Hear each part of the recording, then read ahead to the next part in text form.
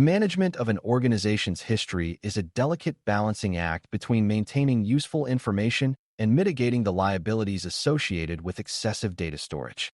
Creating records retention schedules that survive the scrutiny of audits and lawsuits requires a thoughtful approach that aligns daily business operations with complex legal requirements.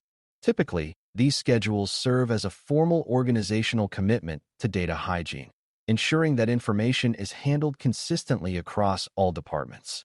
In practice, a well-constructed schedule prevents the accumulation of digital debris that can slow down systems and complicate legal responses. What this means is that we are building a strategic framework that treats information as an asset to be managed throughout its entire life cycle, from creation to final disposal. Before we continue, a quick note. This audio course is a companion to our course companion books. The first book is about the exam and provides detailed information on how to pass it best. The second book is a Kindle-only ebook that contains 1,000 flashcards that can be used on your mobile device or Kindle. Check them both out at cyber.author.me in the Bare Metal Study Guide series. A records retention schedule is a formal document that specifies exactly how long each distinct type of record must be kept before it is systematically destroyed or transferred to permanent storage. It categorizes information based on its administrative, fiscal, legal, and historical value to the organization and the requirements of external regulators. In practice, different records will have vastly different lifespans, such as a 7-year requirement for tax documents or a much shorter window for routine internal communications. Typically, these timelines are derived from a combination of statutory laws and the practical needs of the business units that create the data. Establishing these durations early provides the organization with a clear and predictable roadmap for managing its vast and growing digital footprint. One of the most effective ways to understand this tool is to think of the retention schedule as a dedicated legal calendar that tells you exactly when it is safe and appropriate to delete old data. This calendar removes the guesswork from data management, allowing employees to confidently dispose of records that have reached the end of their mandated lifespan. What this means is that the decision to delete is no longer an individual choice, but a standardized corporate process supported by legal counsel. Typically, following this calendar religiously is what demonstrates a commitment to professional record-keeping standards during a regulatory inspection. By adhering to these predefined dates, the organization maintains a clean and efficient environment that is much easier to manage over the long term. A major and incredibly common pitfall in modern corporate culture is the tendency to keep every single piece of data forever, often driven by the falling costs of digital storage. While storage may be inexpensive, the legal risk and the administrative burden of searching through mountains of irrelevant data during a lawsuit are extremely high. In practice, over-retention creates a target-rich environment for opposing counsel during the discovery phase of litigation, potentially exposing the organization to unnecessary liabilities. Typically, the more data an organization holds, the more expensive and time-consuming it becomes to fulfill a court order or a regulatory request. Developing a disciplined approach to deletion is an essential step in reducing the organization's overall risk profile and improving its operational agility. You can achieve a meaningful and immediate quick win for your governance program by identifying the 3 most important types of records your specific department creates on a regular basis. Whether these are customer contracts, employee training logs, or technical system configurations, understanding your core records allows you to focus your initial retention efforts where they matter most. In practice, once these high-priority categories are identified, you can research the specific statutes or regulations that govern their required storage periods. Typically, this targeted approach helps to build momentum for a broader, enterprise-wide retention project by demonstrating success on a smaller scale. What this means is that you are beginning the process of professional data management with a focus on your most critical information assets. Visualize a professional audit scenario where you can confidently prove to a regulator that specific data was deleted because the formal retention policy required it, rather than out of a desire to hide information. When a company can point to a consistently applied schedule, the act of deletion is viewed as a routine and defensible business practice rather than a suspicious event. Typically, auditors and judges respect an organization that has a clear, documented, and followed process for managing the destruction of its records. In practice, this transparency builds a relationship of trust with external parties and significantly lowers the likelihood of sanctions for spoliation of evidence. This level of organizational discipline is what allows a business to navigate complex legal and regulatory reviews with total professional poise. In the field of records management, we use the term defensible disposition to describe the legal, safe, and systematically documented way to get rid of old records that are no longer required.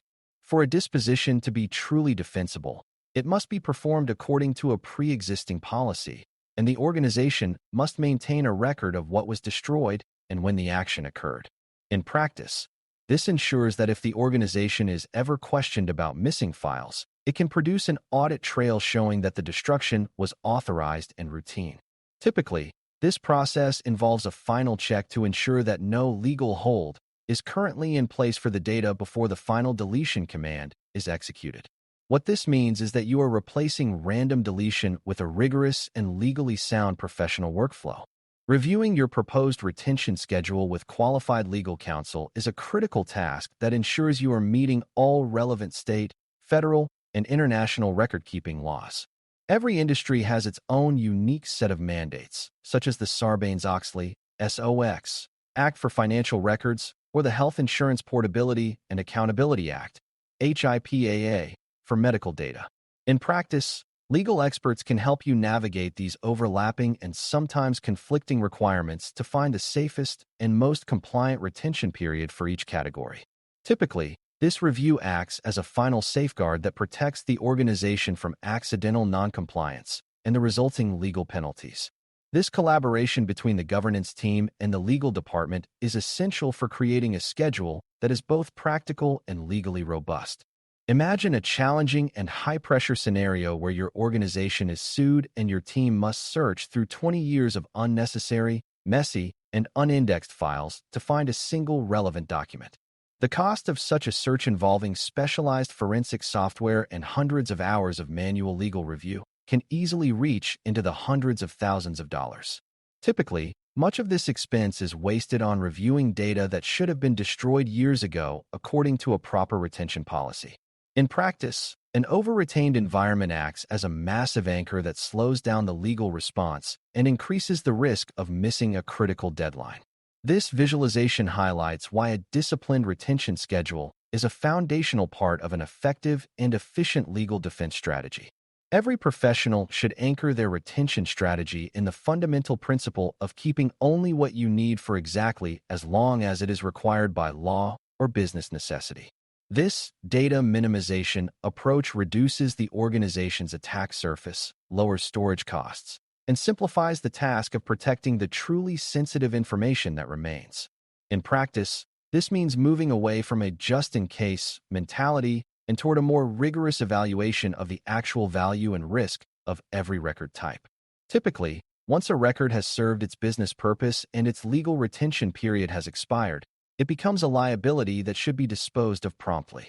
What this means is that you are treating the destruction of data with the same level of professional care as its creation and storage.